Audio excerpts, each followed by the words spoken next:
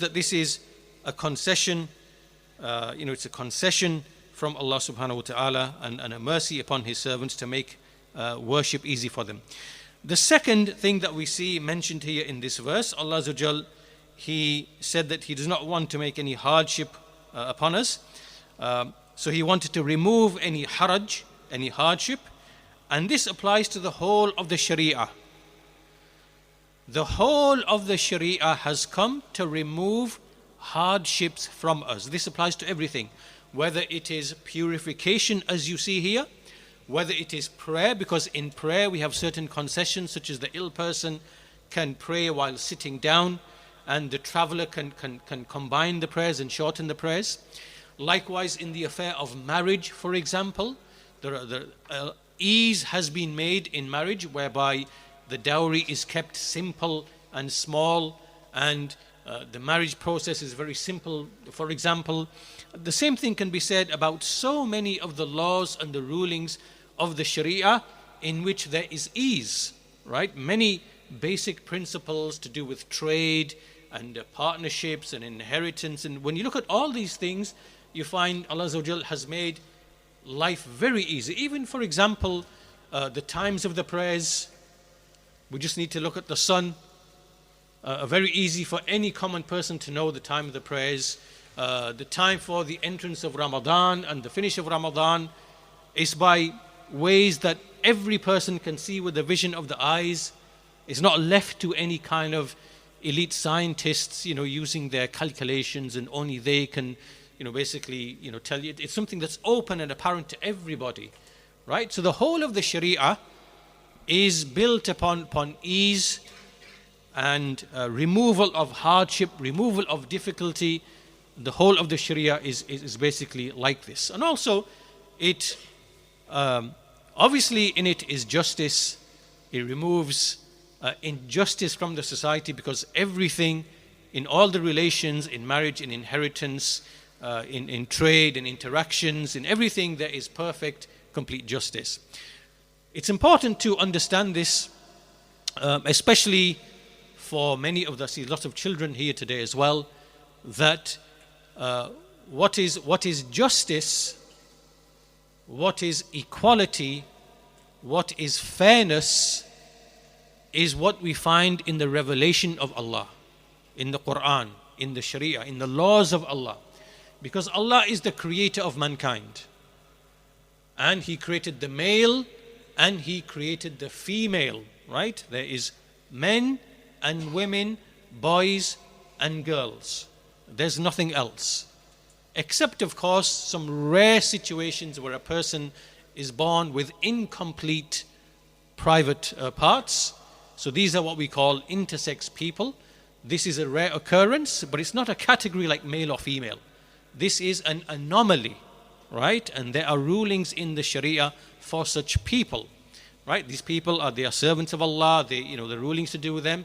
They are not unequals. They are not disadvantaged in any way, but there are rulings to do with them. Or we can't belittle them or attack them. This is injustice.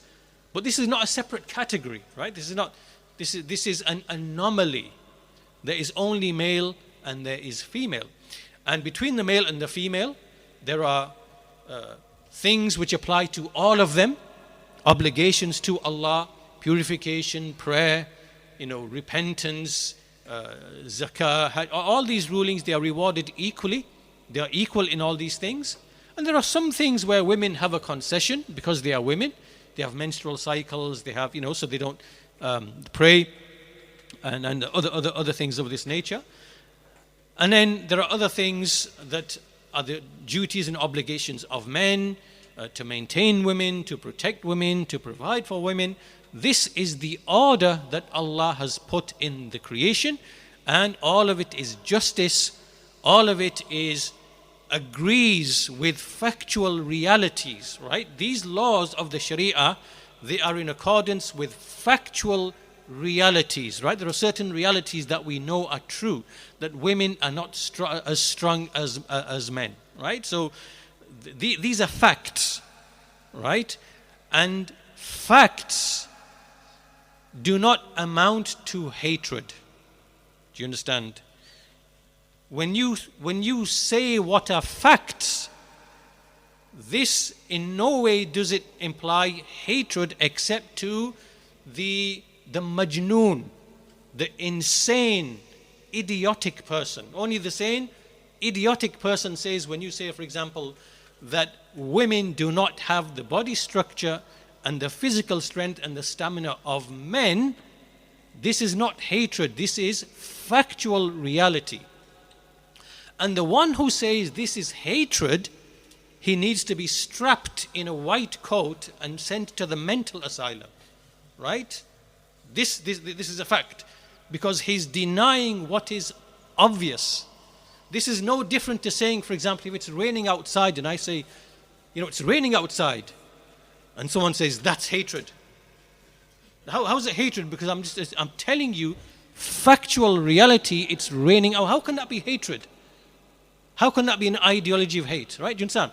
So we shouldn't become victims to these lies and fabrications of these, what we call, people use the term for these people, they are leftist, they are liberalist, they are woke ideology, they are Marxist, this, right? Whatever name that you want to call it, forget the names and labels. Basically, these people want to undermine the established natural order Allah put in His creation, right?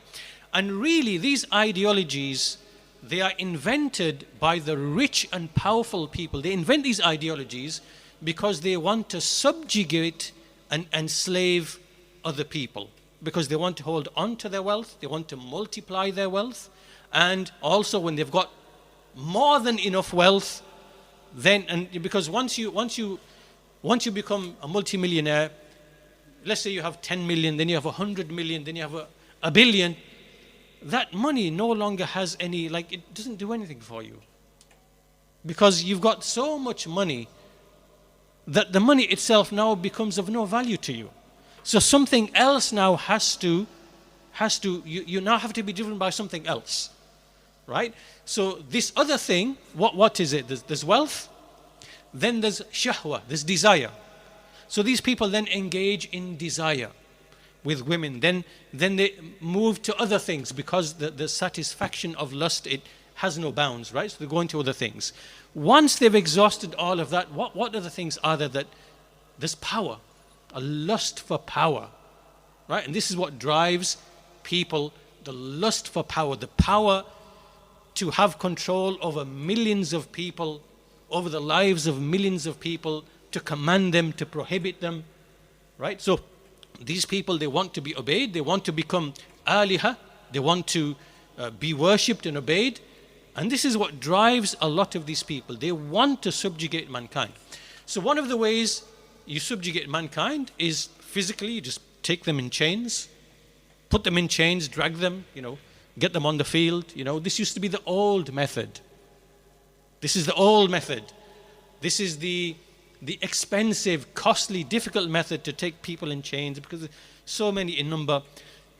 In the modern era, these people have understood that the slavery of the mind is a lot easier, right? So if you can basically change people's minds, their thoughts, their ideas by way of corrupt ideologies, then the enslavement becomes so much more easy.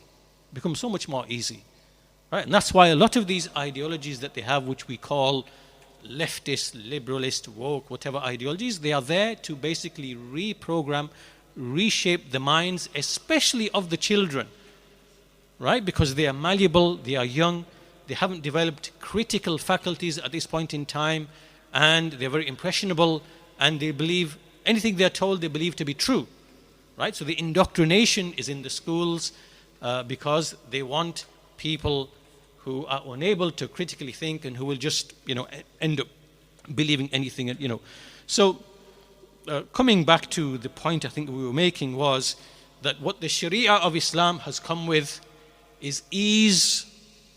The laws of the Sharia bring ease. They remove hardship and difficulty, raf'ul haraj. Within them is justice and equality and fairness. And these rules are based upon the fundamental facts and realities of nature, of biology and of nature, right? That's what the laws are based upon and built upon. And in all of it, there is equality, there is justice, there is fairness, because this is revelation from the Lord of the worlds. And as for all of this other thing that they tell us about, this is really to dismantle the family and to remove all of the protective layers over children, right?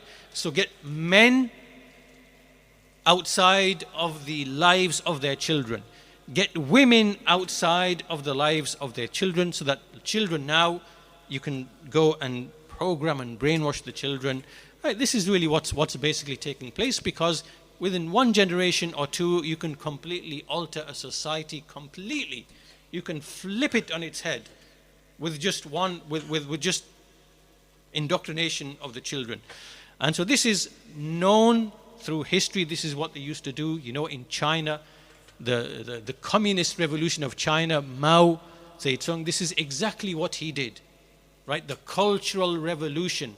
They focused on the children, right? So they taught these ideas to the children that old is bad, the past culture is backward and evil, and within a single generation, they turned around the whole society and made it communist, right? And so these things we are witnessing right now in these Western social democracies. This is exactly what they are doing.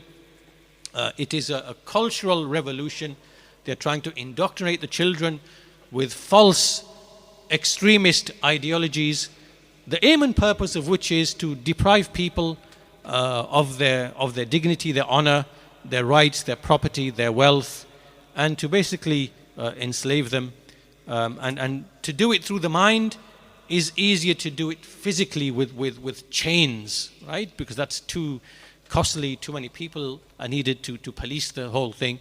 If you alter the mind, then you just leave the person with the false ideas, and you don't need to waste too much more time, effort and resources.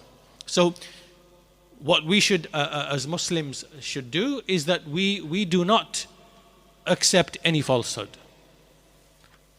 right? And you might have seen those audio clip going around of some Muslim children arguing with a teacher, where they're basically not accepting that, no, sorry, we don't accept that, that there's only men and women, male and female. We don't accept this, whatever. And there was an argument taking place, which alhamdulillah is good, because it shows that the children have been informed by their parents, and they know the basic realities, that they should speak and not accept this falsehood.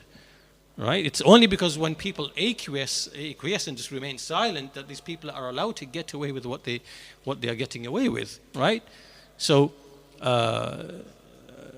coming back to the issue we were saying, point number 2, that in the Sharia as a whole,